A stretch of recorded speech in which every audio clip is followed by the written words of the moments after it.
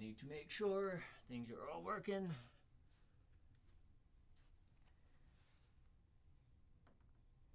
Because YouTube did not want to work well with a test stream being set up. Ooh. Yeah.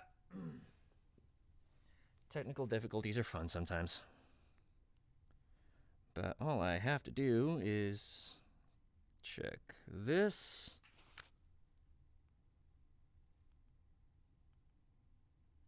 Title here, huh? Damn thing.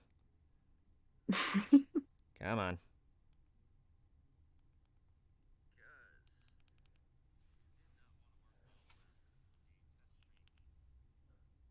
Listening.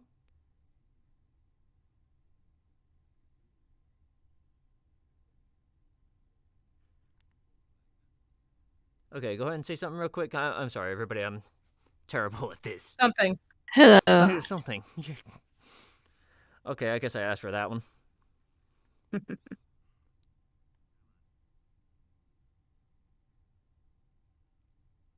Just following your instructions. Yeah, Gotta be fair. precise. Yeah.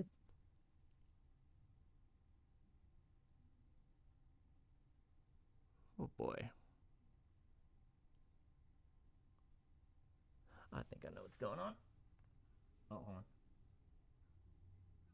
on. Okay, yeah, we're good. Okay, never mind that incredibly terrible start. This is Gab Hominem. Welcome, everybody. And this is going to be a fun show because we've got another returning guest this week, Fable, animator and director of the Lackadaisy short, and surprise guest, Tracy herself, creator of Lackadaisy. Welcome to the show. Thanks for having us. Hello. Hello. Now, last time I had Fable on, at least it was a bit more geared towards like the work of animation. Just kind of learning a little bit about the process of that and what it's like being in that process. Now, this week I wanted to focus a little bit more on the aspect of like basically writing, specifically like writing out. Let's call it writing out the comic or writing out the animation. But there's also the aspect of character design, which I believe there can be a bit more involved than simply sitting at a desk and throwing ideas at each other until something sticks. I think that's going to be a fun discussion for today because, we've got the creator of Lackadaisy, and I'm pretty sure there's interesting bits behind how some of these characters came to be, at least. Arguably, maybe. Mostly they're cats I've known, but yeah. It's like people I've met and I just made characters out of them. Stole the material. I don't know. A lot of writing and design and stuff is kind of a form of theft in a way. Just kind of like taking from real life and I guess alchemizing it into, some kind of fiction. But it's a conglomeration of things that I was go gonna into say something like plagiarizing real life or something like that. A little bit like that, yeah. So while we get to that, I'm going to start with something that I usually start with my guests and learning a little bit about the people that we have on the show.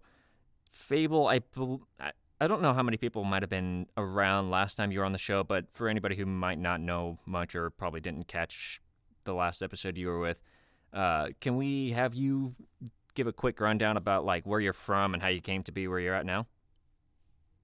Hi, my name is Fable Sequel. 65 million years ago, I escaped the comet strike and have been biding my time ever since.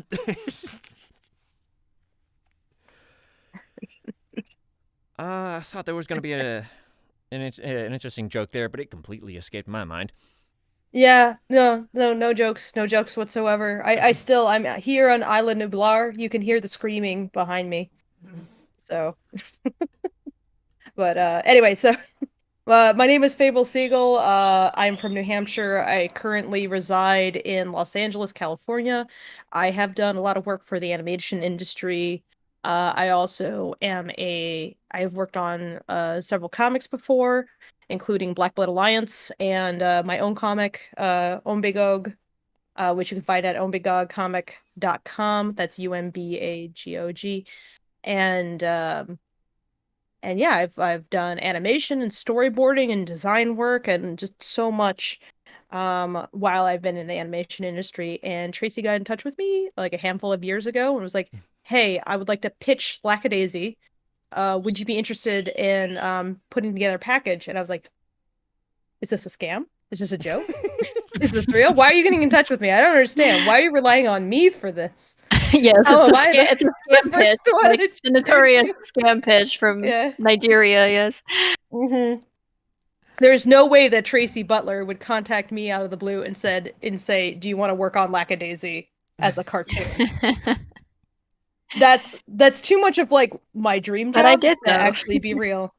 I'm still like confounded. Why did you hire me? Because I like your work. You do good stuff, and I was thinking about it, and like I don't know, it was kind of maybe serendipitous and a little bit kismet or something, because I was thinking long and hard about it, and you happened to like tweet something about like looking for animation work or freelance gig or something, like something a bit bigger than the usual, like just do a piece of art and then move along sort of thing. So I was like, Fable's a comic person, Fable's an animation person. That seems like a, like my kind of person, the kind of person I need to move forward with this. So like, yeah, I reached out, and I do not regret it. It's been quite the adventure so far. It just kept getting more and more elaborate as we put things together and started planning, and then like this I remember became attached to it, and then this thing became attached, and suddenly we're doing like a Kickstarter, a very big Kickstarter, and hiring a bunch of people. I'm like, yeah, I did not think anything like this would come of it, but I figured we'd maybe make a pitch, and it probably wouldn't go anywhere. And then, at least, but I'd have like something fun to share with patrons or something like that. But it kind of blew up into something much bigger than that. So, well, I told you when you said, "Hey, I want to do this," I'm like, I'm going to make sure this gets made. And I was like, fuck, am I going to be a liar? Yeah. It'll get made one way or another. It will get made. You are a 65 million year old microraptor of your word, so yes. Microraptor. Yeah, I was setting up the thumbnail, and I noticed the image file for Fable's. What is that? A character or just your persona? Avatar. Avatar. Thank persona. you. Yeah, you could call it a persona. You could call it a mascot. But it's just I don't like drawing my own face, so I draw this. Well, I remember setting up the thumbnail, and I looked at the file for your avatar, and I'm like, this is called a microraptor, and I'm not sure how to process this. So I guess we'll ask the same question of Tracy. You want to know who I am and why I'm here? Just I'm not sure. Basic rundown of your background. Don't need to share a lot of details. What are you, an escapee of the Permian, the Pleistocene? What gives? I'm not that old. Old enough though. Old enough to know better. Than to be doing art for a career. Well, but here I am anyway. I know. Yeah, that's called self-sabotage. That's the story. No, I am also from New England, as it turns out. I came from Massachusetts, so not far from where Fable hails from. And I ended up in Missouri, though. I took a art job almost right out of high school, working for a small game developer. I did not think I was even employable as an artist, so I kind of leapt at that opportunity. Wanted to go to art school for college, but that was met with a big no from the family. So, so I ended up doing art as a job anyway. And practicality be damned, and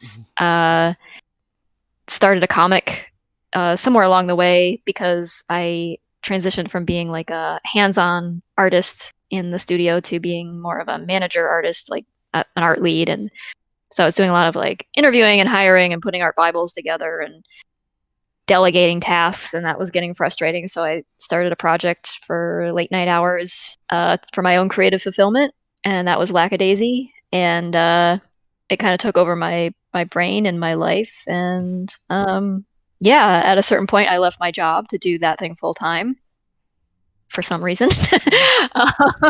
And no, seriously, it's been wonderful. I've been very lucky to be able to do that. And then I started thinking like kind of the whole thing came from like this animated film I was seeing in my head. And the reason I had done it as a comic was because I didn't feel like I could approach it as an animation myself.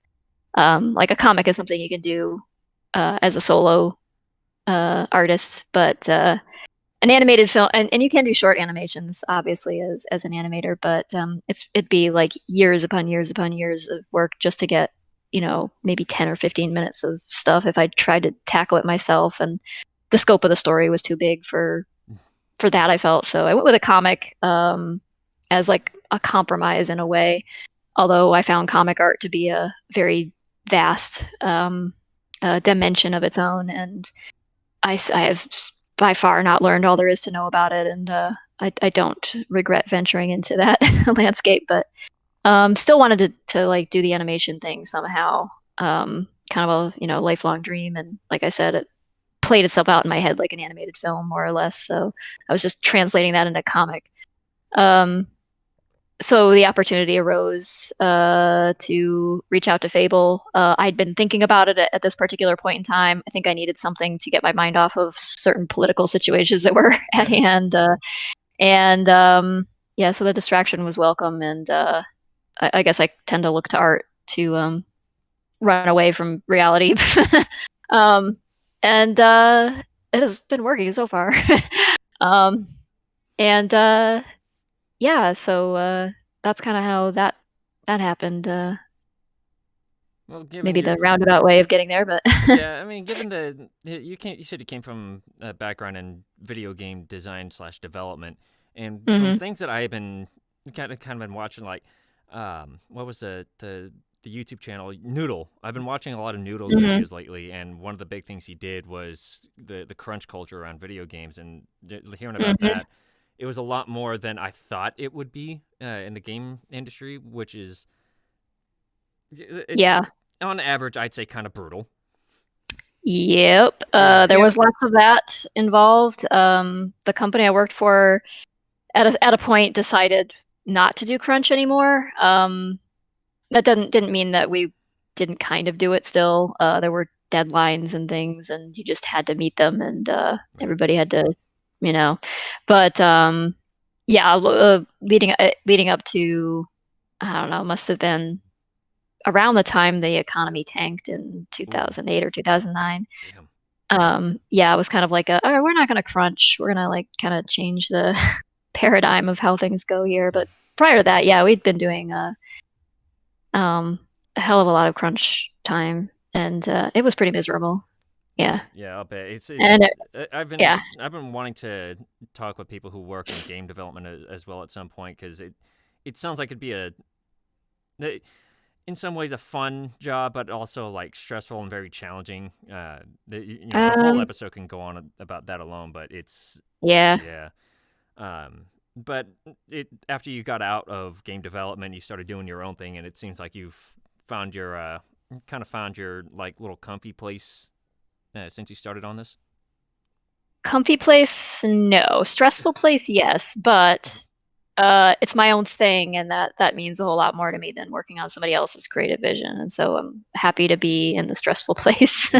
I'm privileged to be there. Your back, you might as well do your own thing. Like I wouldn't describe it as comfy. There's like never-ending anxiety and worry, and like being a freelance artist in general is just a very like you're always worried about where your next paycheck is going to be coming from, and how you're going to make ends meet, and like how much work am I going to have to do this month too, because you're so directly in charge of your income. That is just terrifying. Yeah. Like you work at a definitely one thing I've noticed about at least the artist community alone, at least on Twitter, is that everybody is always trying to find some way to earn the extra like $50-$100 that they need for their rent, and there's a lot of artists that are on that path, and it's so I see it inducing so much anxiety.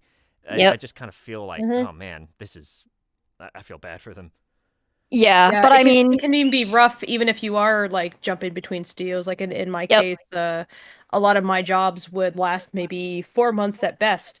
You know, any given year I'd have between like 3 to 4 jobs, and if I was unlucky, it'd be 2 jobs.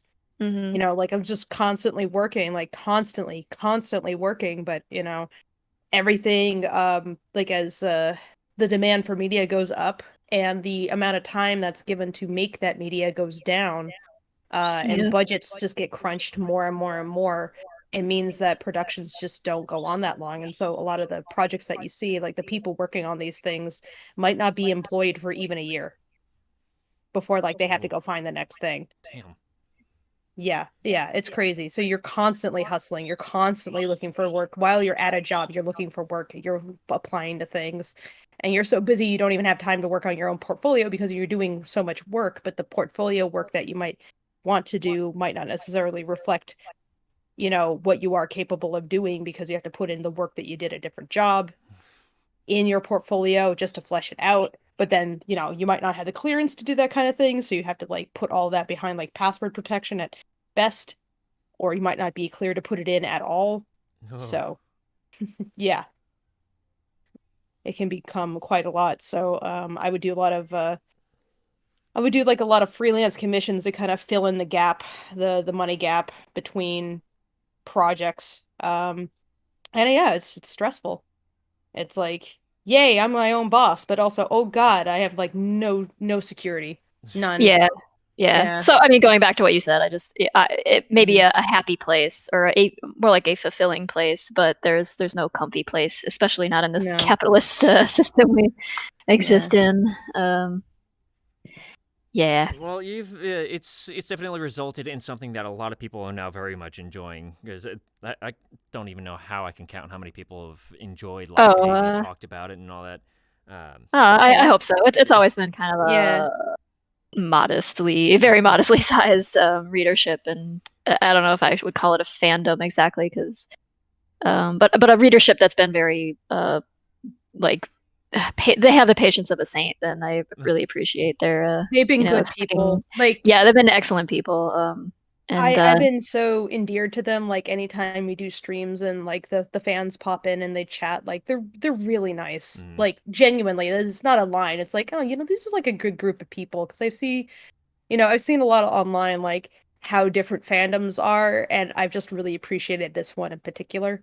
yeah, it's And sure, maybe that's bias, but it's like it's nice to talk to them. yeah, it's Yeah. been smallish and quiet, but also like so nice, just full of really quality, high caliber people, and I'm that's very Mhm.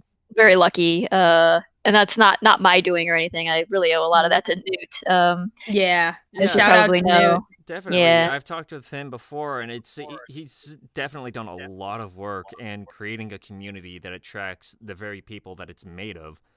And I Hmm. find I find that makes the Lackadaisy fan community, at least in my opinion, a bit of an anomaly actually, because it's the Yeah, vast I majority of people are just so kind and so amazing to talk to. yeah, they're great, and I don't know what I did to deserve it, but they're like compared to other Mhm. fandoms and internet communities I've drifted in and out of over the years. Like the amount of drama and toxicity has been so minimal. It's pretty negligible, Yeah. honestly, by comparison. So yeah, it's Mhm. really just like a breath of fresh air to wander into the Discord server, the Lackadaisy Discord, and just like kind of lurk and watch what people are talking about and look at the art they're posting. And there's just Mhm. there aren't any like outrageous fights or like crazy rivalries or just like people. It's just trolling. It's just nice. It's just nice, a nice place Mhm. to be, and good people to hang out with. And they when they come to the streams and things, they're remarkably well behaved. Yeah. So yeah, thanks everybody for being so awesome. Yeah. Really do Yeah. They're appreciate such that. nice people that it's like you definitely want to make something that will like entertain them and make them happy. Yeah, 'Cause it's as like, a oh creator, man. it makes you want Yeah. to do your best for them. So Yeah, Mhm. so that'll actually go a little bit into what I said was going to be a bit of the focus for this episode is creating a setting and characters and a story that just catches so many people's attention and keeps their attention for so long. Like from what I understand, Lackadaisy's been going on for at least 8 years now. Oh, more than that. Oh, damn. Yeah, it started out on DeviantArt, like 2006, 2007. 65 million years ago. 65 million years ago, yes. Yeah. In the internet time, yes. That's definitely a different period of, I'll say. Different epoch. That was definitely a very different, like, place to be, the internet The internet was, that was like internet 2.0 or something. We're on the internet like 7.0 at this point. I don't know. It's been pretty funny at this point to like look at all the trends that I've seen happen on Tumblr and on Twitter and etc. TikTok now, and I'm like, no, DeviantArt, same crap. It's always whenever you take a bunch of teenagers, you just smash them together. Same crap. Like the DeviantArt. The spirit of DeviantArt has lived on in other platforms, but it was definitely like there was no Twitter. It's almost hard to think of a time when, like, even Facebook, I don't think there was no Facebook. There was no Facebook early on in DeviantArt days, and there was no YouTube. Well, no, YouTube came in 2005, so around the same time DeviantArt did, I guess. Right. But yeah, I mean, if you were an artist online, like DeviantArt was like the place to be. Now everybody's scattered in all these different corners of the internet. But well, so many other platforms have grown since then. But still, the fact that Lackadaisy has lasted this long on its own and still continues to this day, from what if I'm recalling correctly, it's I'd say, I don't even know how to describe it honestly, because it's been, for how long it's gone, so many people are still captivated by it and still coming up with their own like OCs for Lackadaisy, and it's wild to me that I'm fortunate that I think a lot of internet stuff has a very short lifespan. People don't have a very long attention span for stuff, I guess. But I occasionally hear from readers who've been following it since casually following it since the very beginning and stuff every now and then, and that's really touching. But we've been reaching a lot of new people these days too because of the animation thing. It's kind of putting it out there on YouTube, where I think a lot of younger internet denizens just haven't even heard of it. So it's kind of a new thing for them. They absolutely were weird times, Nox. Oh man. So hey, Nox. With this kind of story, what would you say was like the basis of getting the idea for it? Because I'd say the writing is strong enough for it to stand on its own after so long and still keep so many people's attention coming back for more of it. What did you say? Sorry, where did you say? What would you say is like the starting point for where you came up with the story and how you grew it into what it is today? It's hard to put a finger on exactly what happened there. As Fable and I joke, it's like it was like some kind of toxoplasmosis brain infection or something that just manifested as a comic. Pathological artist. Like I was saying earlier, it's always pathological with artists. But I had, like I was saying, I started doing the comic largely because I was not feeling the creative fulfillment at work anymore, because I'd moved from being art worker B to art manager B, and I was less hands-on at that point, and so I was like missing that daily, like I need to like create stuff. And so I started doing the comic in the nighttime hours, and it was the subject matter came about because largely I had bought a very old house in a very old neighborhood. I mean, old by United States standards, but so the house was built around the turn of the last century, and I started researching that and the history of the neighborhood and the history of the city, and started learning about like the caves underneath St. Louis, and then started reading about like all the Prohibition history and the brewer history and stuff that St. Louis had that was linked very intimately with those caves. And that just started like conjuring ideas for stories in my head. I was listening to a lot of like Squirrel Nut Zippers and like jazz revival and stuff at the time, and I had these old like cat characters who just had no context from like junior high and middle school and stuff that I used to draw all over my notes and things. And all those things just kind of like culminated together into, a comic, a story, and then a story that I decided to move forward with in comic form because that's what I could do, unto myself.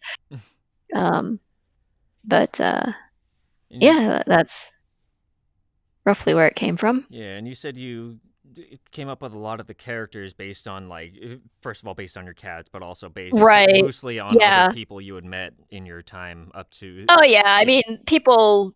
Yeah, as like a writer or creator of any kind, like people you can't help but write what like writing what comes naturally because it just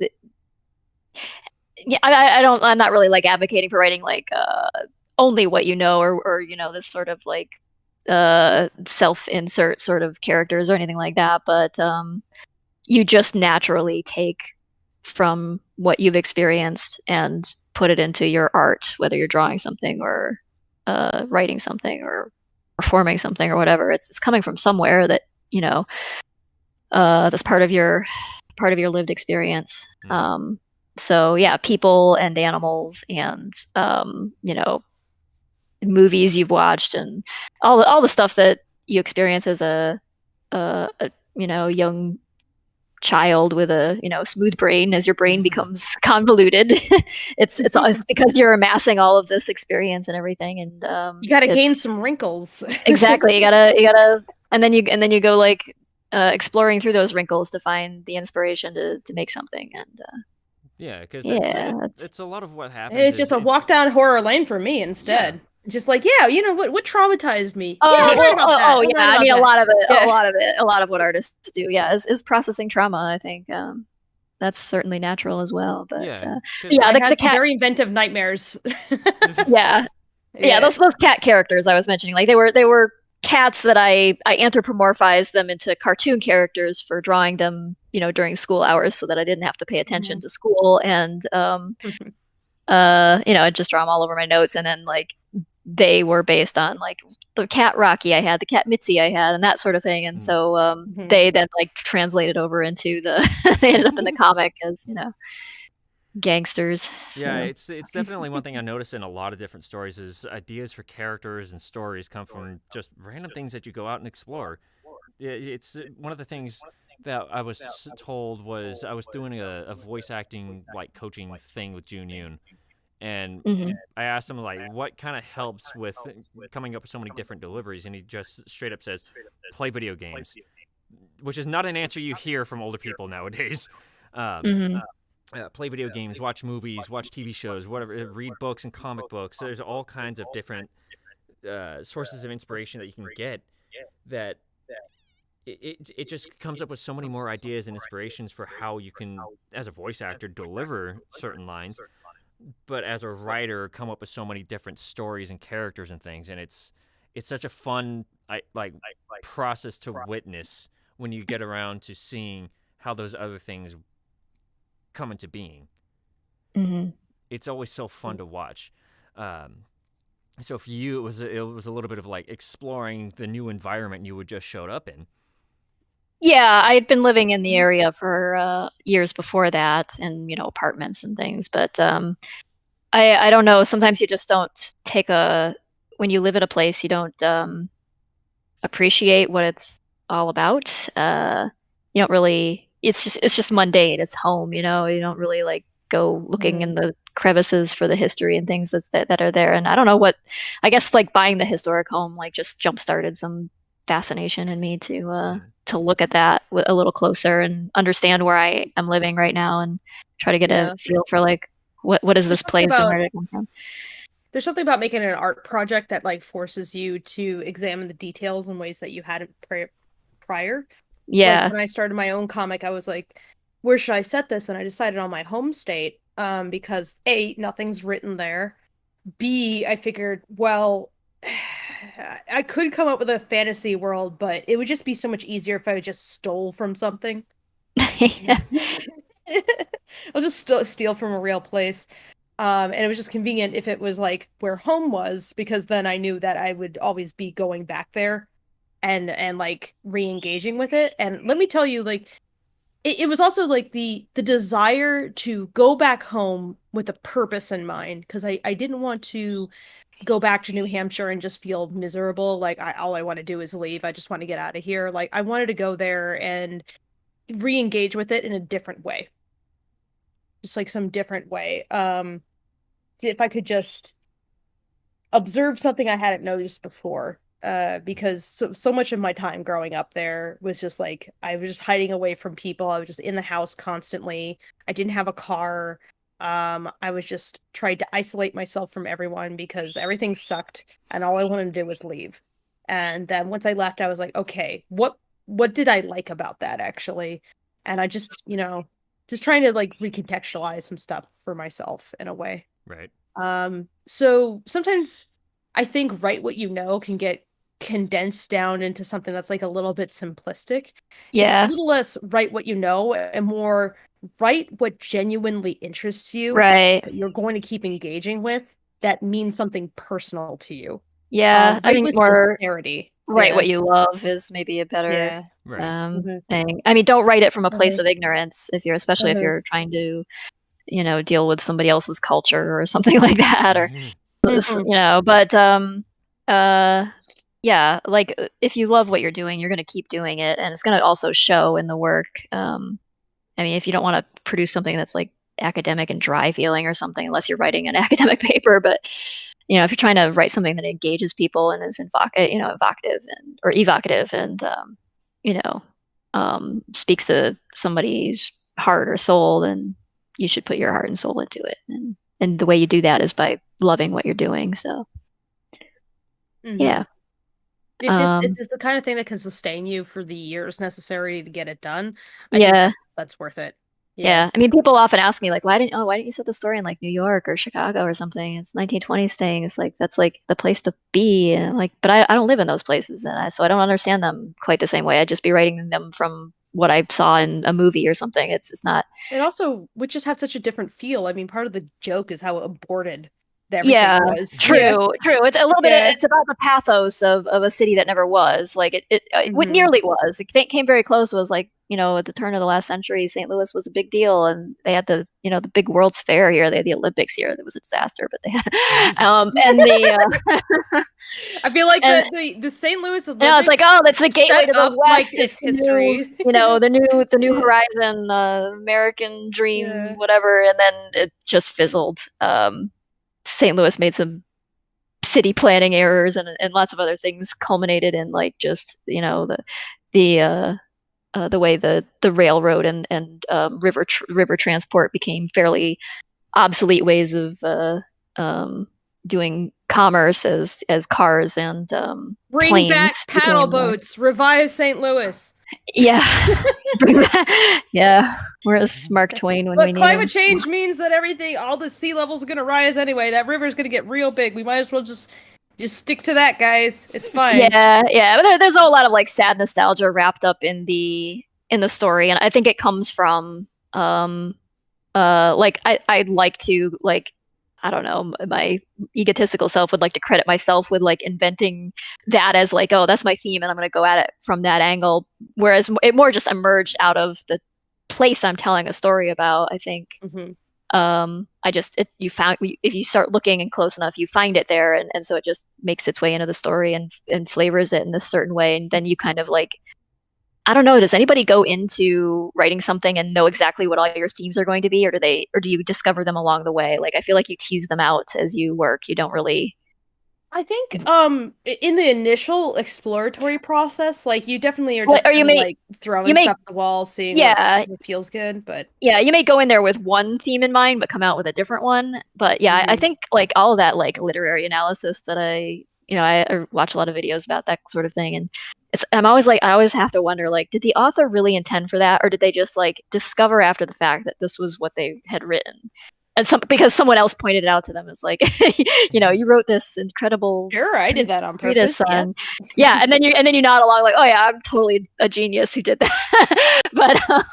but yeah, I think it kind of works from like you get it from the material more than you maybe deliberately put it into the material, and then once you recognize it you can put it back in, of course, but it's like or you can like lean into it, but yeah, I think it just like so I don't regret at all picking St. Louis because there's just a certain there's a certain atmosphere here that I would have been faking it if I had tried to do New York or Chicago or something. I even thought about New Orleans, which I love and I visited, but I don't live there, and so I don't feel like I can like tell a story from my own experience there. So Right. Like there was a point where I was writing my own story. I haven't touched it in like 3 years, but there was when I was in middle school, we take a freaking vacation up to a house in the hills of California.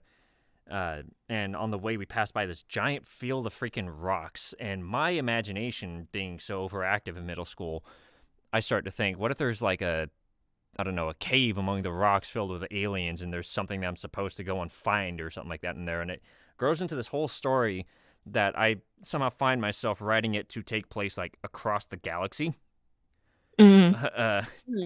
Quite a leap, but it's still like you said, when you get the interest in it, you start looking into more things like how long would it take to get across the galaxy? Okay, what are some creative ways to reduce the time it would take to travel across the galaxy from 100,000 years to like, I don't know, a week. And you find all kinds of really interesting ideas. You learn more about like some of the scientific processes behind how some of these things work, and you suddenly realize, oh, there's a new idea to explore. Oh, that leads into that sort of thing that can probably become its own like side quest in the stories. It branches off so much until it gets to the point where you're like, okay, there's no way I can fit all of this into the final product. Right, that is the hard part, is the self-editing. Because sometimes you venture into like, it's like venturing into this like vast forest of just material, and you just find all these ideas and these cool things to cool rabbit holes to venture down into, and it's like the hardest thing of all is picking and choosing exactly which ones are you're going to explore and which ones you're gonna have to like set aside for later or just table, or kind of what ends up on the cutting room floor is what gets trimmed out is I get the that's the part you mourn, I suppose. I get the feeling that that's how the thesaurus for Lord of the Rings came to be. Oh yeah, I think Yeah. So on that it's note, like I can't you can't write a epic about every one of these parts of the history of this world, but you can at least document them. Yeah, I know. I mean, the movies are already like 2.5, 3 hours long each. Yeah. So, but yeah, it's with that note, I'm gonna start getting more into the animation for Lackadaisy, because I recall you mentioned. Oh, okay, gotta try to keep that echo under control. There was. No, it's still there. Why I can is hear that it. echo doing that? I can hear it on my end. Like that's not even just a that's not a YouTube end. Like it's actually echoing over you. It's like your headset not on tight enough or something. Sure. I just turned my headset down, actually. What? Weird. Is it me? I'm not. I don't have any different setup than I usually do, but I'll mute my. Let's see. La. It might be Tracy. Ark. Go blah blah blah. Let's try. Let's see. I'm not hearing anything. No, I think it's Tracy. Tracy's the culprit. Yeah, I don't know why that would be, but could be going off my headphones, or I have no clue.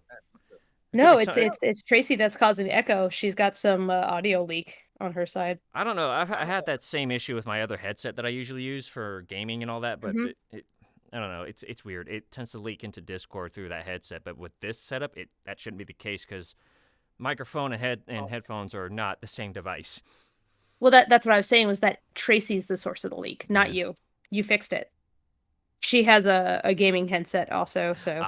I'm not sure what the hell's going on with that then. If it's gaming headsets that's doing that, that's weird. Yeah. They just decide to not work right. I mean, I've got streamer mode on. That's the only thing different from usual. Let me disable it, maybe. Well, streamer mode just tells Discord. I know it should just not make the noises, but I don't know if maybe something else. Yeah, I don't think that's it. Changed because of it. Well, either way, I'm not hearing it now, so I think we're good. Okay. But yeah, that gets me into the note of getting into the animation for Lackadaisy, because I recall you guys said somewhere that there was so much from the comics that you guys basically had to make a very generalized like story for the animation of what the comic, basically the gist of what the comic is about, in terms of writing the animation. Well, yeah, it had to introduce a lot of things, kind of all in one go, whereas the comic can take things more slowly and does take things more slowly in introducing characters and having the characters actually even encounter each other and things like that. Like that's more of a slow burn type of thing, and you can get away with that with a comic, but with a short animation where you're trying to show it has to act as a pitch for the whole of it, but it also has to be a story unto itself that's entertaining to watch, and fulfilling to, or has like a a complete arc of some kind. Yeah, you have to kind of like approach it from a bird's eye view and squeeze in a lot of stuff. So yeah, we had to think about, like, if somebody had never heard of this before, what do they need to know? And then on top of that, in consideration to the fans who've been following it for a while, the people who've been following it for a while, who do they want to see? So you have to both bring in new people and also keep engaging with the old people. So that's kind of one way we decided even like what the cast list should be, was like, who are some of the major people who are the big movers and shakers in the story? Like, who are our like three primary protagonists, basically? We have Rocky's arc, we have Mordecai's arc, and then there's Mitzi's arc. So and then who surrounds them, and kind of treating them as just like, who's beside them at these moments, and then how to like from there go, how many, what kind of like beats, what tone do we want to go get across? Like, what kind of tones are we even going to work through? So there's like comedic elements, there's like serious dark elements, there's fantastical elements. Like, how do you cram all of that in the space of like 20 minutes, basically? Yeah. Currently 23. It crawled up. Yeah. It's a lot of stuff, a lot of characters to juggle, but yeah, so we had to straddle a little bit of both, like speaking to the comic readers and speaking to people who've never heard of it or seen it before or read any of the comics or anything. So trying to reach as many people as possible with it. But while also maintaining like the essence of it without like sacrificing so much that it suddenly is like a different thing. And yeah, that was tricky to do. But I hope we did something that manages to get those things done, and I hope it'll be entertaining and fun to watch, and even for people. You're saying Joey is clearly the center of the story. Yes, Joey. Yeah, that one, that the like a couple page conversation. Granted, I really like Joey too, a whole bit. Or it's just like the flagrant misunderstanding is hilarious. So what did the process of writing this whole animation look like? Because it was so much of the comic that you guys had to consider. What did the process generally look like of saying, okay, here's what we want from the comics, and this is what should be in it, and this is how it should be put? Well, some of it was just my strongest impressions, quite frankly. It's just like when I've read the comic, like what stood out the most to me as stuff that like made it distinct from other things. And beyond the art, there was stuff like the poetry, the depth of the characters, like showing kind of like this, light side, but then like in their, more vulnerable moments, like how they like act a very different way, so you kind of see like the dimension of these characters. And just the attention to detail, the historicity of it, the lighting. So the we also like all these things I really wanted in the short it to like I'll implement those kinds of things in there. Yeah, the artistic considerations of like how to create something that looks a bit older than modern very clean digital stuff, but can't, because we knew we couldn't reproduce what the comic looks like. We could, but it would take. We'd get 30 seconds. We'd get 30 seconds of animation. So, but no, we wanted a story, not a tech demo. So, but a lot of it was like when we first started writing the script, we didn't know what kind of budget we were going to have to work with. We were thinking, I think early on we were thinking like 5 to 7 minutes or something like that. Yeah, or maybe 7 to. It kept creeping up. The version of the story that would have existed if we'd only met the bare minimum of the Kickstarter would have probably been like closer to like 5 to 8 minutes long. And it would have been like much briefer. Like the entirety of Act 2 and 3 probably would have been cut. So we wrote like the skeleton of a script that could be flexible enough that we could stop it after Act 1 or 2 and kind of leave like a fun cliffhanger sort of thing, or what happens next, with the idea in mind that we will have to tailor what we eventually have here to what our budget ends up being. So we had to wait for the Kickstarter to happen to really know what we were working with in terms of budget, how many animators were we going to be able to afford and for how long, how many licenses of software, and how many background artists, and how much time are we going to be able to spend on it? Are we going to be able to license some or commission some custom music, and how much? And all of that was contingent on the Kickstarter. So then after that happened, before we brought on the full crew, before we did any serious recording voices, we had done some preliminary stuff for the Kickstarter video and things, but we had to go back to the script and flesh it out into what it was going to be, reflecting what our budget suddenly was. So that gave us the flexibility to expand it to 4 acts with a prologue and an epilogue. So it sounds kind of like you guys came up with a writing version of a wish list, and then pretty much came into, and then what shot off from there. Yeah, we had a fleshed out Act 1 and 2, and then it was fairly fleshed out, and then we refined it further after the fact, and then we kind of added on the Act 3 and 4 stuff after that, knowing that we actually we do have some space to include some additional environments. We're not super limited in like the number of backgrounds we can have, and so we ran with that. The generosity of people gave us like a lot more flexibility, and the continued donations definitely help towards that flexibility.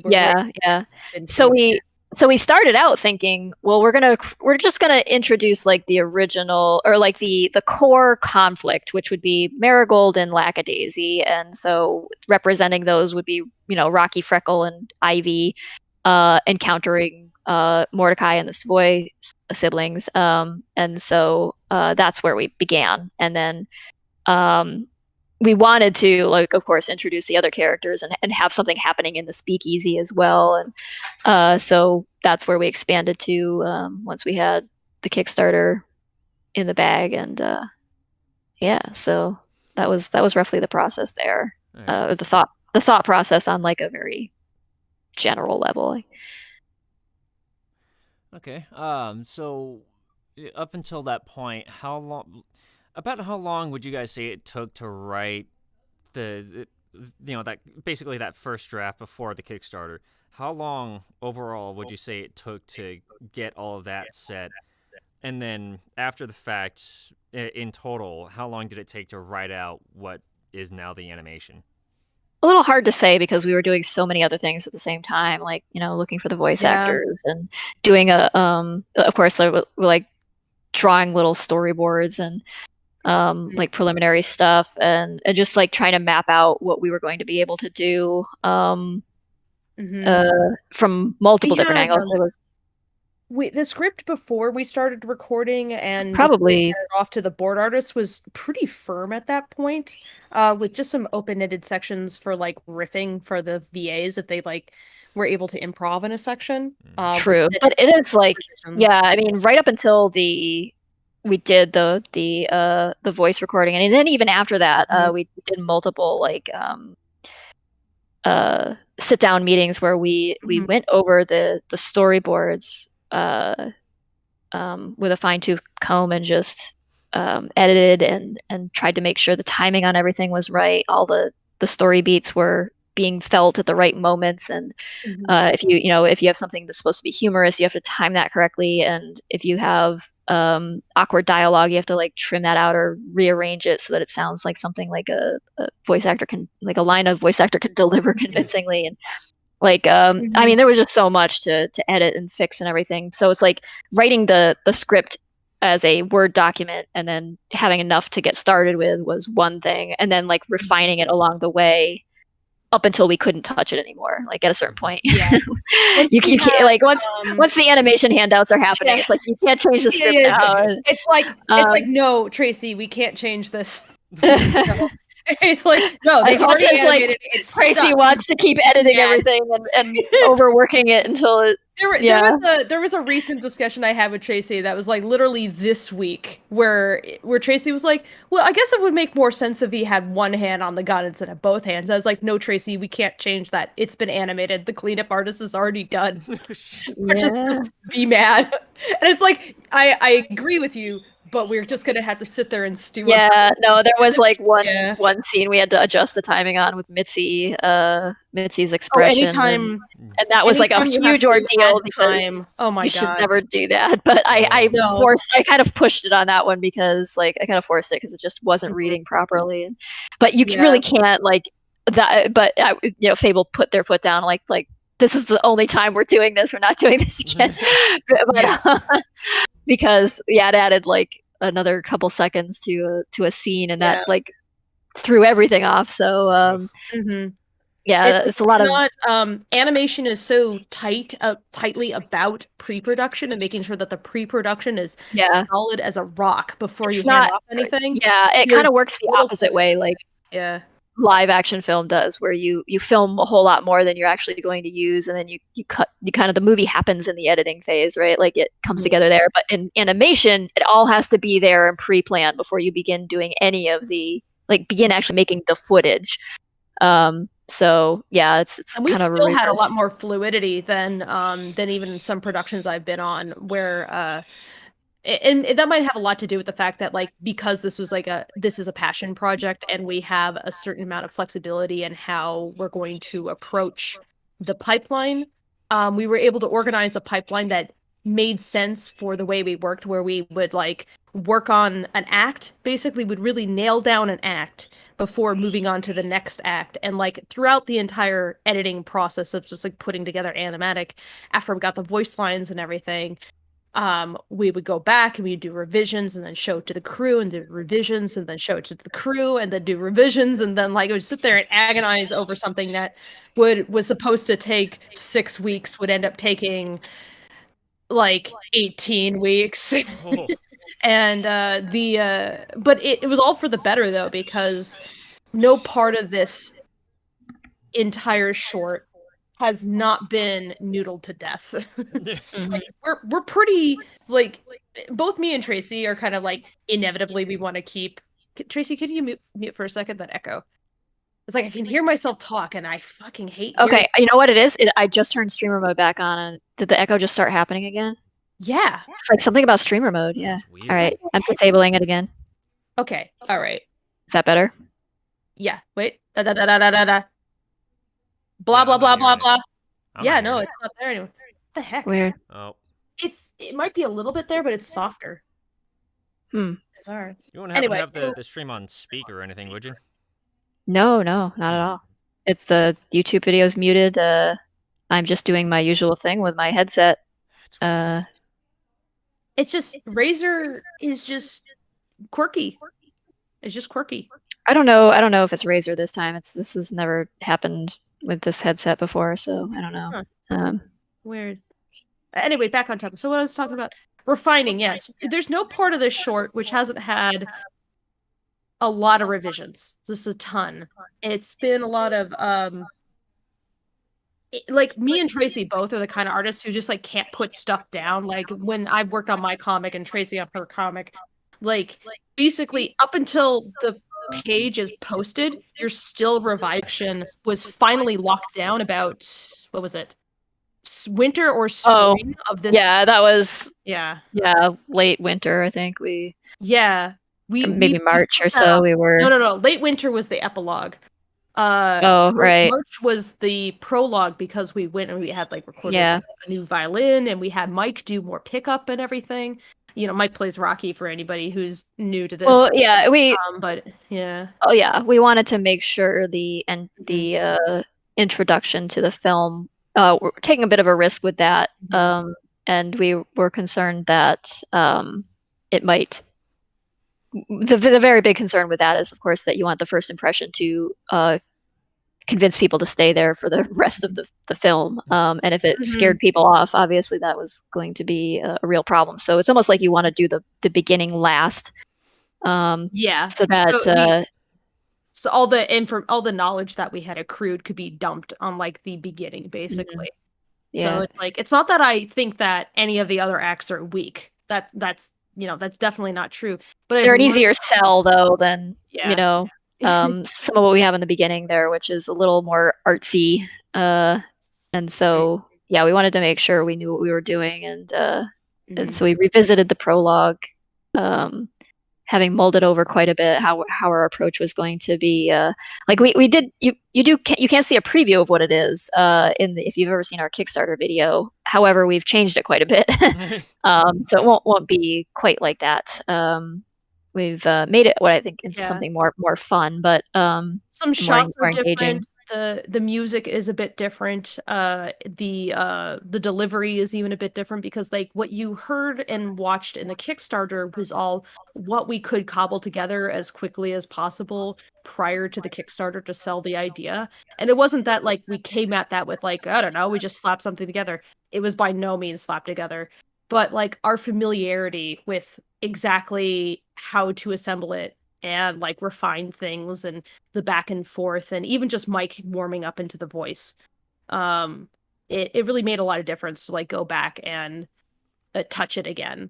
So but yeah, I mean, it's like just this really extensive, long grinding process where you will sit there and you'll be proud of what you've done, and then you'll show it to everybody going like, this is it, it's definitely great, it's done. And then you show it to everybody and like, and it gets torn apart, and you don't disagree with anything anybody has said. In fact, you have 3 times more notes for yourself than anybody else, just by virtue of sleeping on it overnight.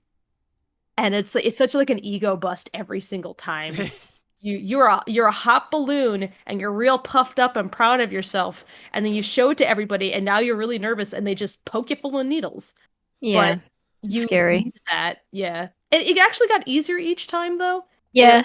Like the first time I was so anxious. The second time I was also very anxious. But eventually it just became the anxiety of, I just want to get it done, not, oh no, I suck. So it sounds like it was more like I have a deadline. It sounds like a journey of like overcoming some like perfectionist like mindset. You get forced into. You have to make compromises, and based on your budget, based on the amount of time you've got to work with, it's just as the nature of it, and so it's a constant struggle between that and your inner inclination to poke everything until you die. Like if I leaned into my instincts too much, then I could easily spend 5 years on boards alone, but that's not realistic. At some point you have to be like, look, it's not going to be the best thing you've ever made. You can be proud of it. Be proud of it enough that you be comfortable handing it off to somebody else to work on it, and that you're not gonna like you're not giving them something that's just going to disappoint them. Give them something that they're eager to work on. But at some point you have to kind of accept that in the future you will do more things that will be better, and that this is just one of those stepping stones to doing the next better thing. And you really have to let go of the idea that like this is your magnum opus or anything like that. With any luck, we do more. Like, I would love for this to be the worst animated example of Lackadaisy because we made more. Like, the dream come true is that this is the low end.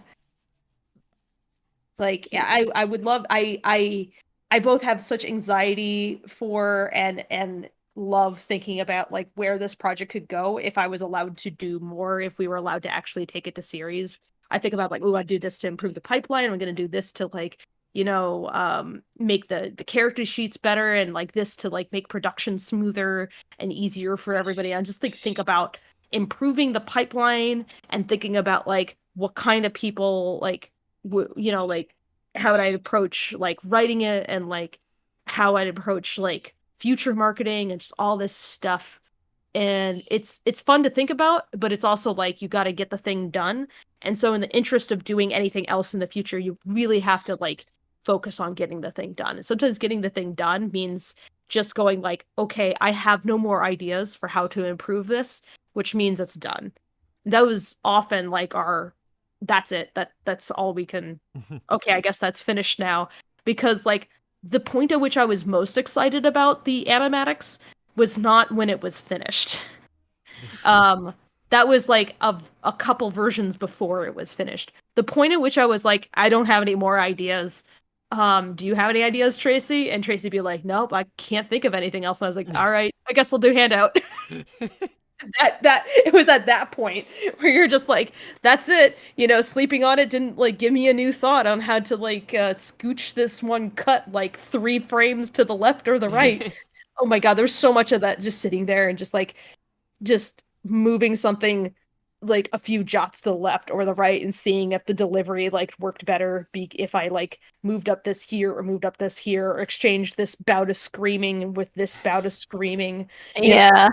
And even after the screaming. fact, it doesn't Yeah. stop you from having those dreams that wake you from a sleep, those anxiety dreams. Like, oh, why did I write that line of dialogue? It's so awkward and stupid. And like, well, no, this whole thing is like, and then you go back and look at like what the animators are doing, and you're reassured that everything's in good hands. But yeah, it's like nothing ever feels done.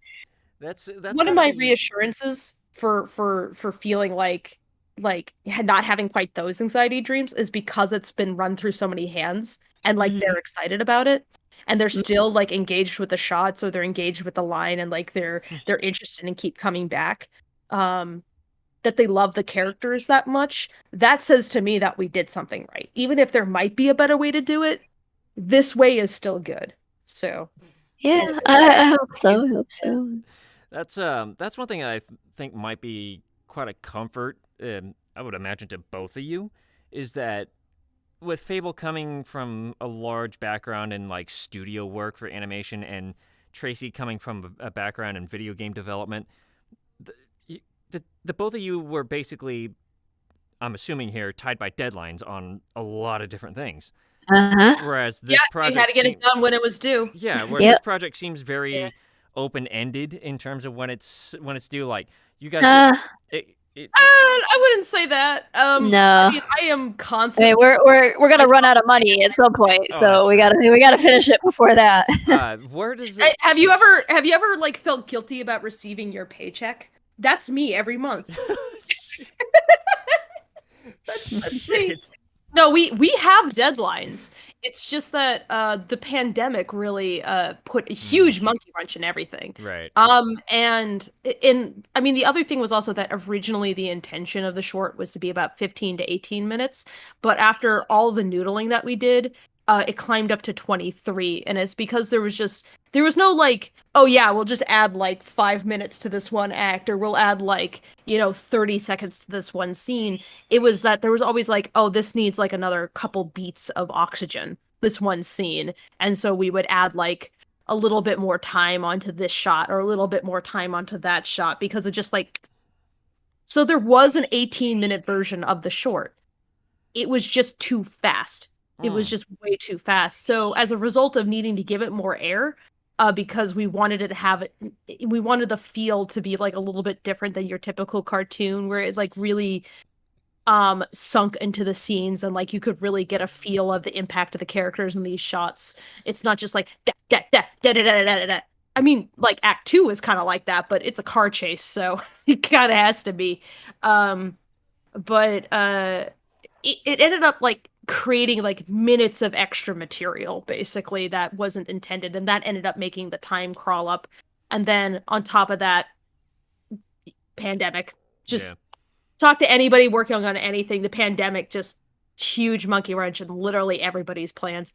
Frick, even our shot glass sets have run into issues because of the pandemic over and over and over again. And these are things that are not preventable. Things like there are not enough shipping containers to go around the world. Oops, you're competing with shipping containers with literally everybody else because Long Beach is backed up, things like that. Things that you never thought about. Oh, whoops, there's not enough people to drive your things across the country. Exactly, that's the other thing. The supply chain is totally broken right now. So that does make me wonder, is that usually what the what results in a deadline is the budget of a project? Largely, yes. Budget, but also you're considering like how long can I keep people on crew even reasonably? Mm-hmm. So like when you have a bunch of freelancers, like people who are being paid basically per thing they deliver, not per week. Like they're not on salary. You have to consider that you only have so much time with them because like you might be the second, the third, the fourth thing that they're working on.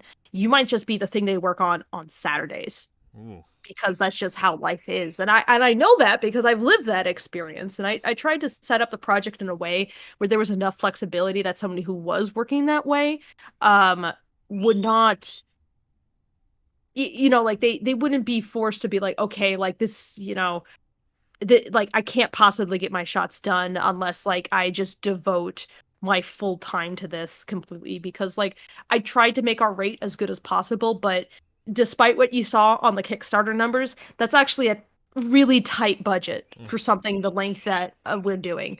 It's a really, really tight if you consider how much a major studio will spend on a animated film, it's many millions, and we've got much less than that. Even though our Kickstarter did very well compared to what our original goal was.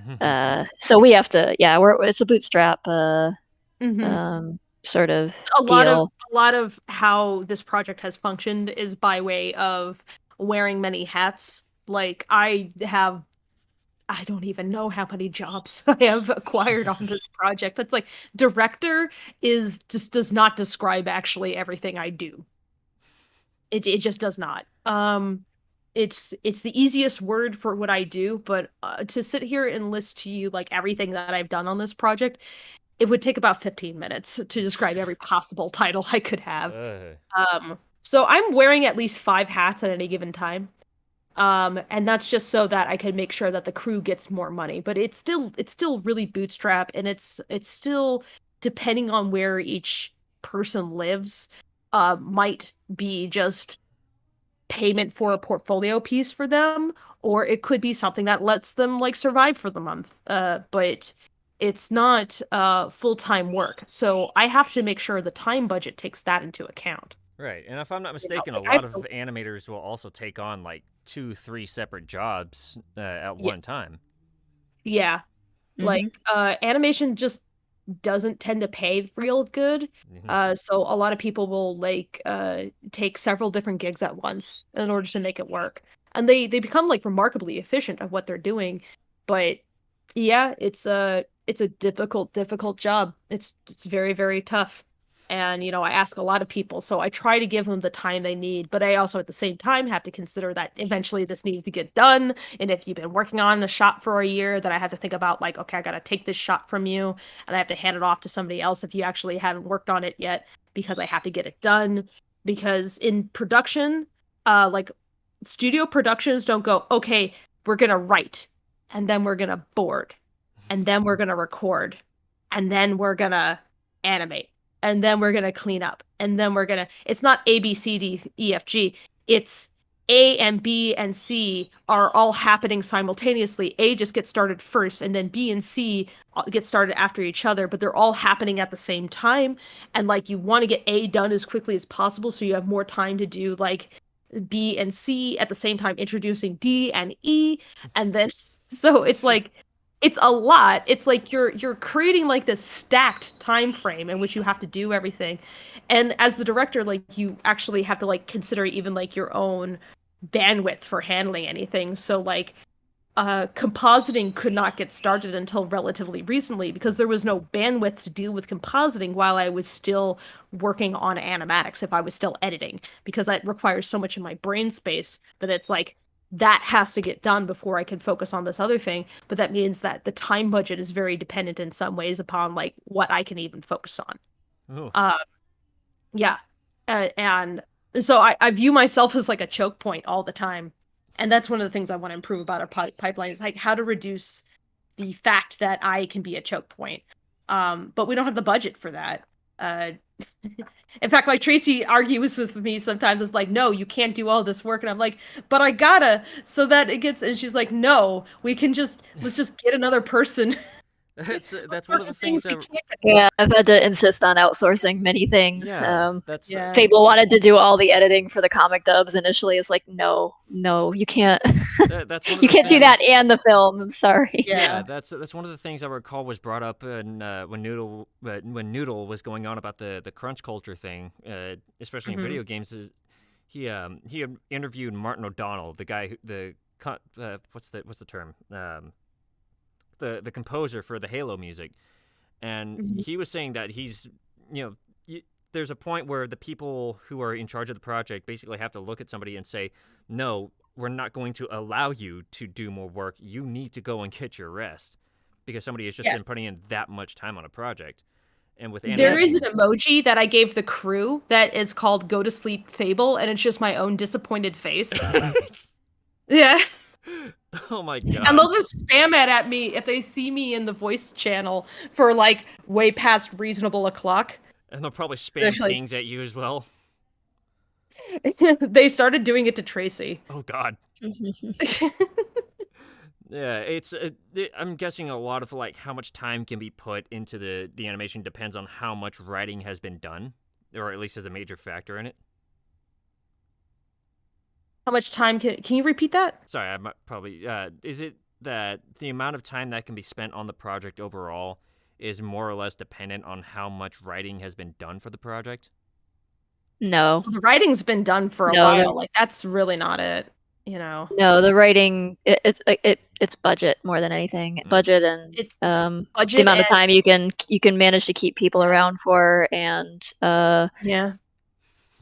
yeah, I mean when you have a crew of like 70 plus people, you're dealing with 70 plus time budgets. There's also like once you run a Kickstarter or something, there's pressure to get your thing delivered within an amount of time during which people still remember that that you had a Kickstarter.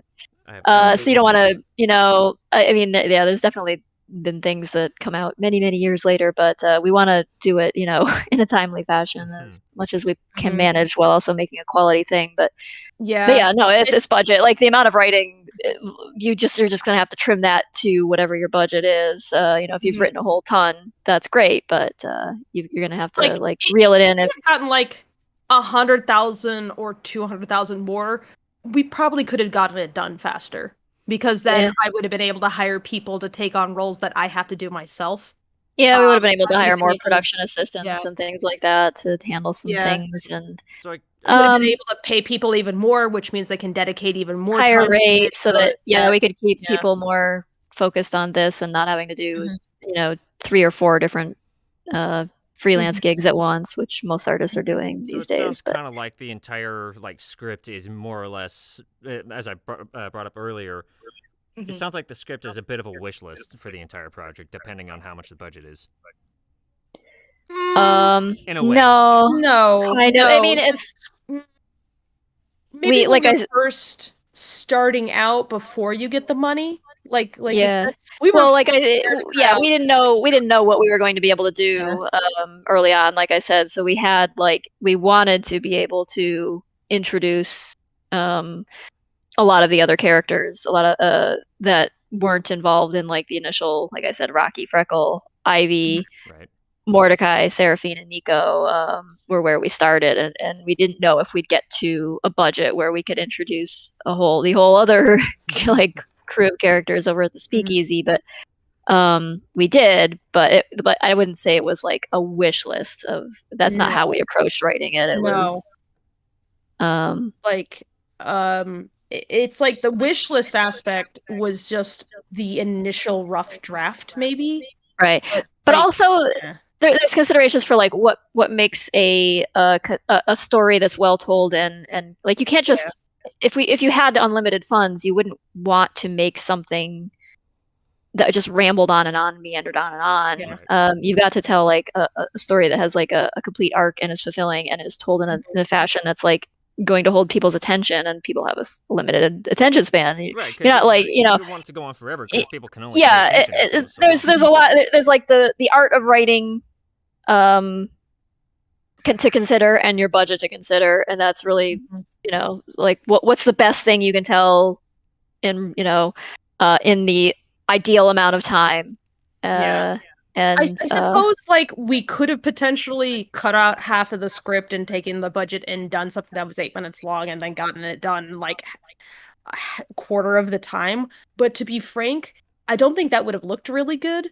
Because I mean, if you earn over $300,000 on Kickstarter and then you deliver a 5-minute cartoon, I mean, that's another thing you have to like consider. Yeah, you have to meet expectations. Yeah. Like if people are like, oh, there's articles out like, oh, they raised this much money and they did this and they're gonna show us how virtual studios are done, which is kind of something that happened to us. Oh my god, that was so. I remember Forbes said that kind of thing. I'm like, no pressure. Okay, me. I don't know what you guys are on about. Yeah, we did not invent this idea. Headline.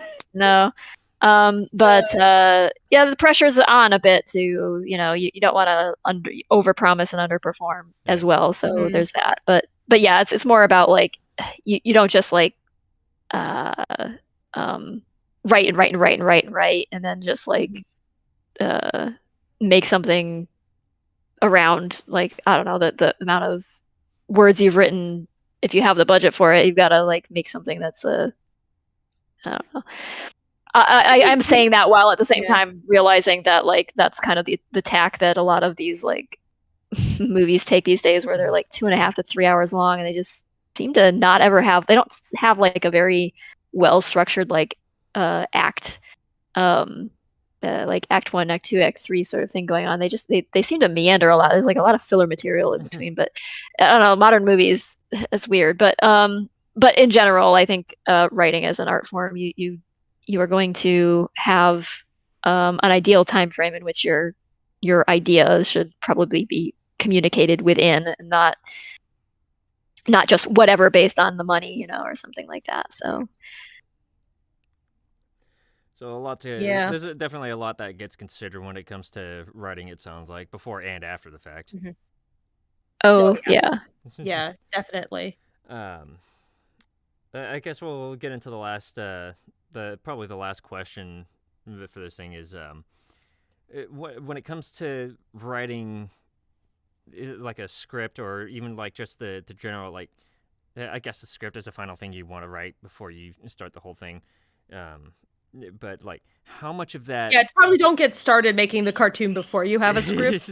I mean, it depends on the cartoon, but if you're doing something like what we're doing, I mean, I guess if you're making a flip book, you can make it up as you go, or if you're working by yourself, you can, but not with. Yeah, I think I listened to Michael once say that he's had to quit a couple of projects because they hired him onto a project, and then like 3 months later, a year later, they're still saying, "Oh, we still don't have a script yet," and he's like, "Okay, I've got nothing I can do here, and I've got other things to hell do." no. No. Just absolutely not. Our crew is in this where they can see things are happening all the time. It's like they can see where it's at. We don't just go, I don't know, we're not done yet, and then just like hang it over their heads. No, absolutely not. That gave me such anxiety just having comp wait like an extra couple months even to get started on their thing. Because we had some exporting issues that I wanted to make sure that they had the easiest possible material to work with. And like while testing the end part of the pipeline, like at the same time hiring more cleanup artists on just so that more could get to them. Ugh, that was a nightmare. Yeah. But yeah, it's just like, I hate making people wait.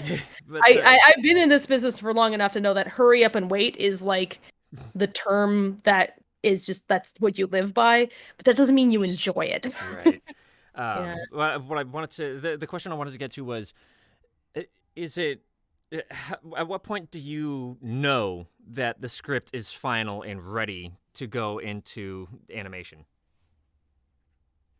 Uh, The same way you supposedly know any piece of art is, complete and as complete as it can be. You often it's determined by your schedule, and you have to be done at a certain yeah, point, really, or it's just it's like this has to be done this month is what I would say. I'd be like to, both both to Tracy, but also to put the foot down for myself. I would be like, this is done this Mhm. month. This is done this week. We are not doing version 8 after version 7. So things like that, Yeah, because it's it has always to it's a compromise, yeah, and you just have to be, yeah. get it to a place where you're as happy as you can be with it, given the amount of time you have to work on it, and Mhm. that's really all there is to it. Like most of us, I think would, I'd probably still be poking at it if I had been given all the time in the world to do this, but no one Yeah, has all the time in the world. You either get something done or you don't, and so you have to pull the trigger on it and move forward. I remember there was an artist. I don't remember what artist it was on Twitter, but they were doing this one of those things of like acting out basically an interaction, and they were saying something to the effect of like interacting with a customer or with a commissioner, I guess is the term.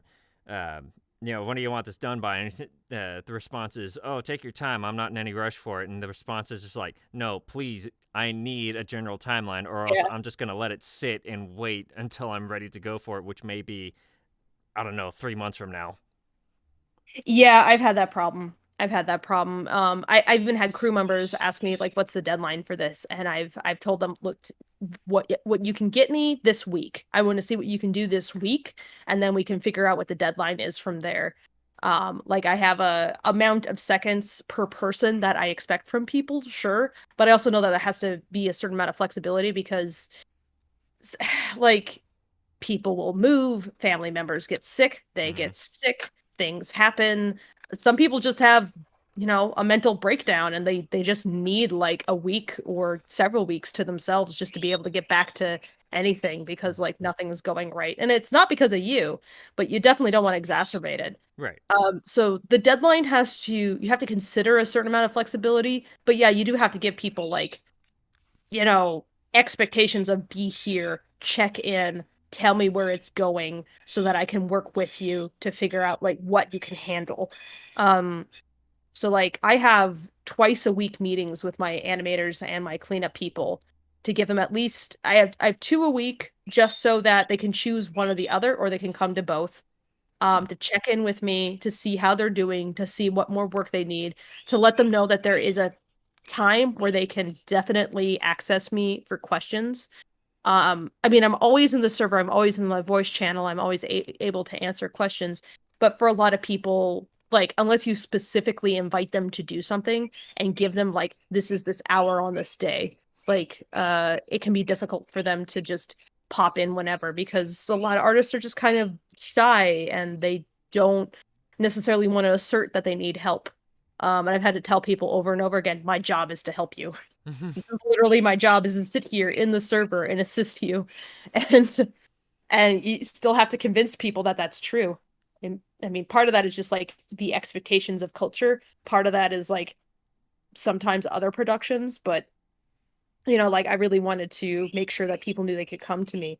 So I have deadlines, but ultimately my approach to deadlines had to shift as the nature of like what my crew has been dealing with has shifted as well. Like, I could tell them I need this in 2 weeks, but then if their grandfather dies during that time, what does that deadline mean anymore? So, Right. you have to like work with what you got. You can't necessarily just like wish for the ideal because the ideal is probably not going to happen. So you gotta roll with it. And frankly, because of the situation in 2020 that has continued on into 2021, that is a constant element of stress and delay for a lot of people. Like I've had multiple crew members get sick. I've had their family members get sick. They have to take care of them. Some of them have kids. And just dealing with kids during this time is just really stressful. And you have to work with that or around that. So you have to like change your ideas of like what a deadline means. It's like you have to instead like think about hitting goals, and it's like what percentage of stuff that I need to get done, And so working with people the best you can and giving them options for letting them know that it's like, if you can't do this, here's what we can do, but just keep me up to date and no, I'm not mad at you. That's something I tell the people a lot. It's like, I'm never mad at you if you can't do it. I either want the work or I want to make sure you're sane. Don't kill yourself over booze cats, but I just want updates on what's going on.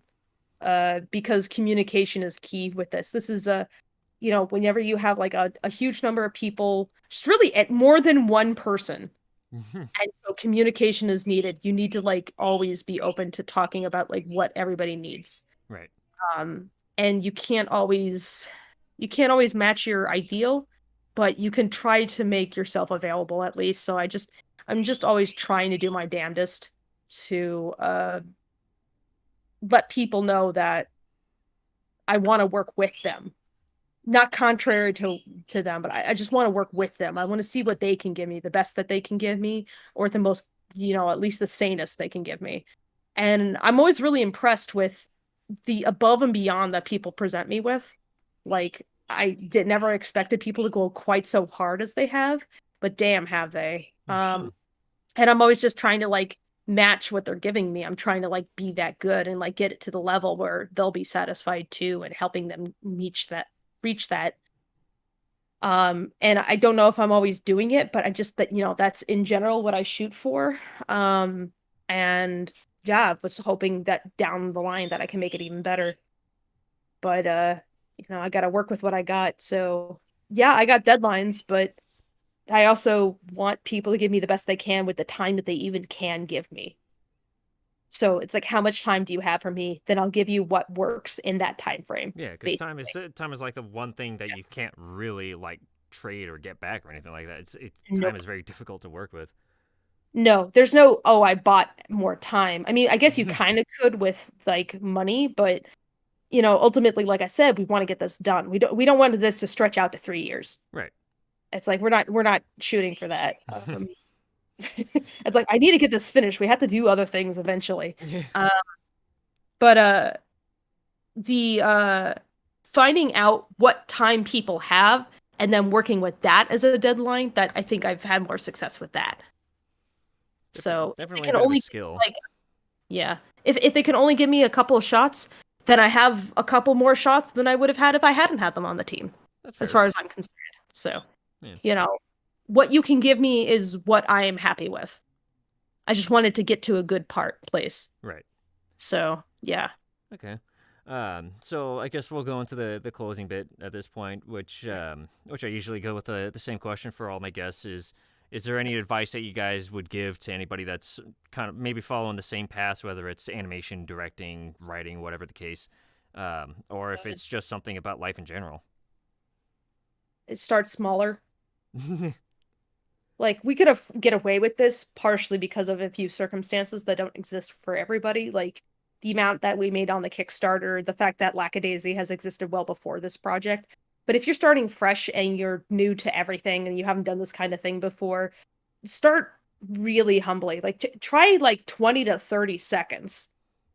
And I'm not saying that as like, oh, that's all you can handle. It's like, no, really, start 20 to 30 seconds just so you can get used to like, just so you can get something fun finished really quickly. And it will be its own pain in the neck, trust me. Making a cartoon is like pulling teeth. It's tough and painful, but you got to get through. You got to like make something before you can make the next thing. Right. You can't like go, well, this is what I want to do, and so I'll wait before I do anything until I have all the resources and knowledge in order to get the thing done. But in order to get those resources and knowledge, you have to actually do things in the first place. So start really, really, really small.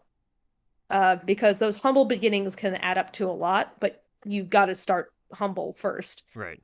Because you don't want to start out with like, yeah, I'm going to make like a 2-hour long movie, and then it never gets finished. you might learn something from it potentially, but I still think it's a good idea to at least start with something small first, Right. as like your first thing. Better way to say it, learn those Um, lessons. yeah. The other thing I'll say is that just in general, reach out for help, talk to people.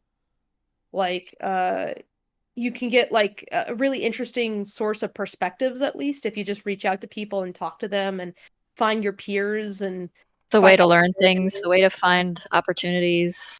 If you're looking for projects to be hired onto and things Yeah, like that, yeah, get to know people, just talk to them. Right. You yeah. don't have to do it in like, I don't mean necessarily like going to conventions and handing out your business card. I mean just like getting to know other artists, like hang Yeah, out in sure, artist like communities online and talk to be on them, a reach fan out to somebody, Discord. DM someone There's you like an art admire, one.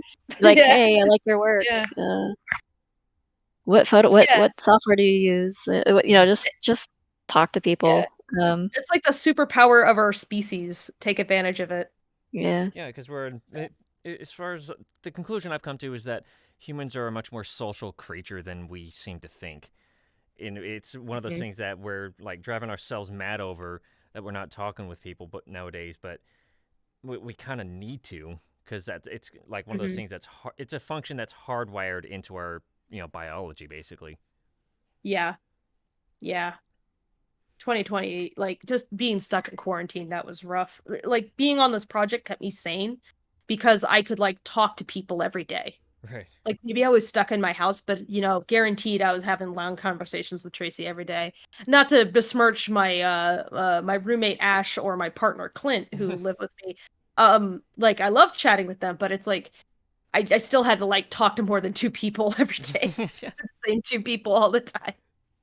So Yeah, I think kind of ironically during quarantine and pandemic times, I've done more talking to more artists than I have in a very long time, just by virtue of working on this project, and it's been something that kind of keeps you sane and mhm. um, also has kind of opened my eyes somewhat to like how people can actually help you. Like you always I've felt a little bit isolated, like doing my thing, and I kind of felt like that was the only option I had for a long, long time. And Right. it doesn't feel that way so much anymore now that you start getting in touch with other people and realize there's a lot of them are familiar with what you're doing and they're Mhm. interested in it and are interested in participating in projects you have going like around that, and it's very cool.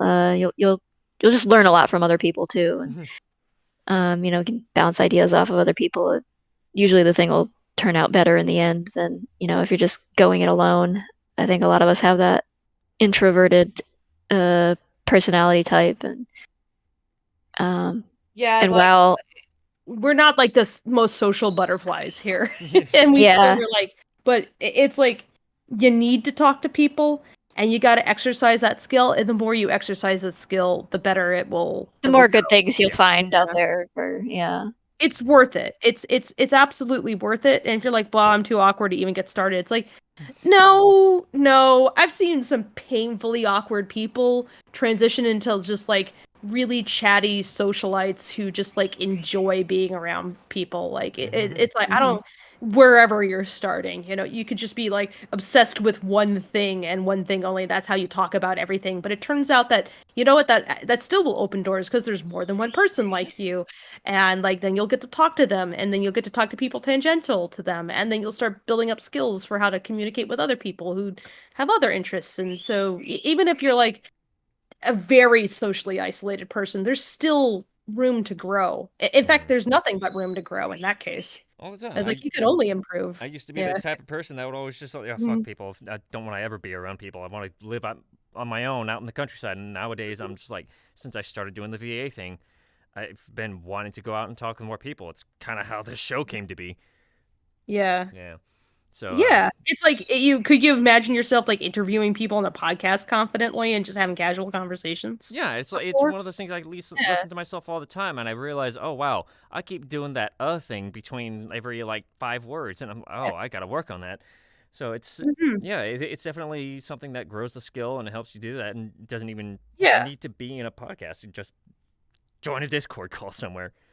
Yeah, just go hang out with some people. Like it's really low risk at least Yeah. being in like a Discord server and just, typing to people or being in a voice call because you can always jet or just mute yourself or even deafen so that you don't have to like talk to anybody or even hear anybody if you feel like it, if you're getting overwhelmed. But you got to start somewhere. And like, I mean, like I was as a kid, I just sat at home and I was like, fuck everybody. I would come home from school and just watch TV and play video games or draw, and I didn't or read tons of books, and I didn't go out and do anything. Right.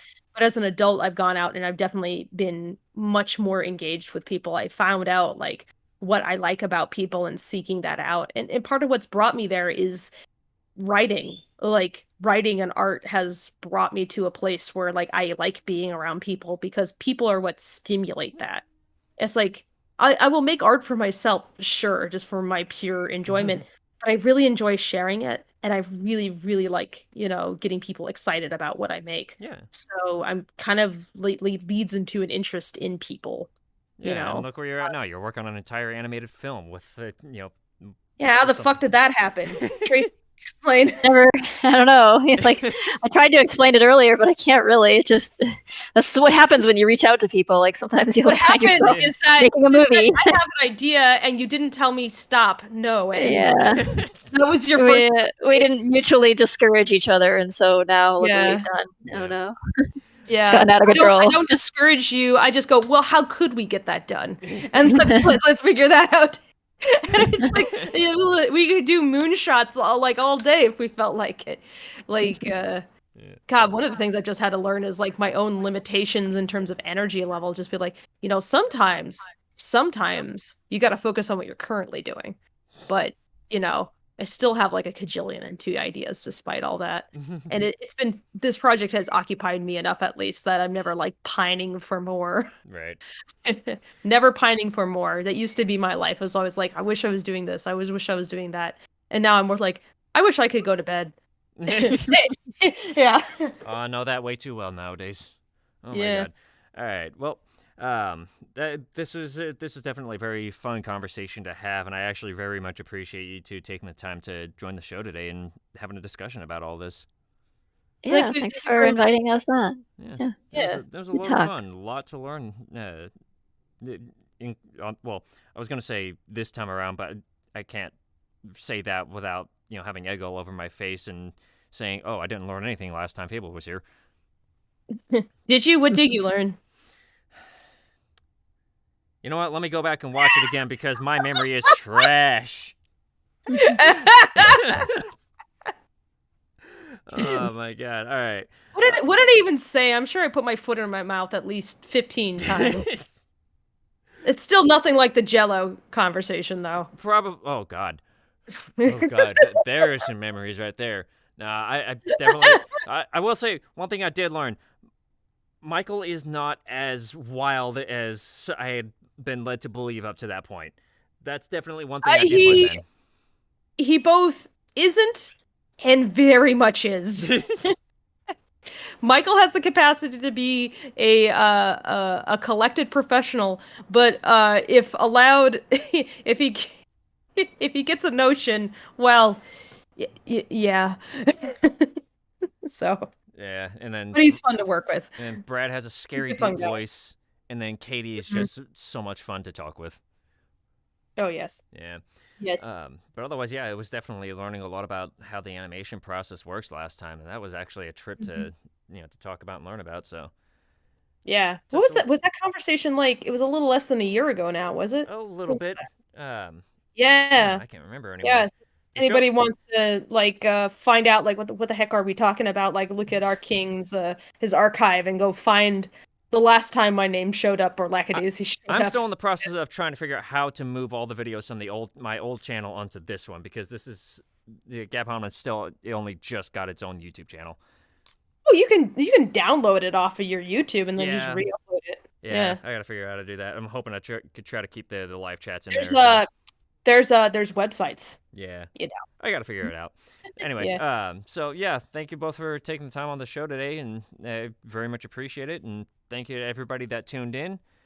It was definitely a lot of fun talking about all this, learning about all of it, and hope you all learned as much as I did. Until next time, we'll see you guys all then with the next guest to be announced. Hopefully in the next, let's say, I think it should be next weekend I'll have the guest announced.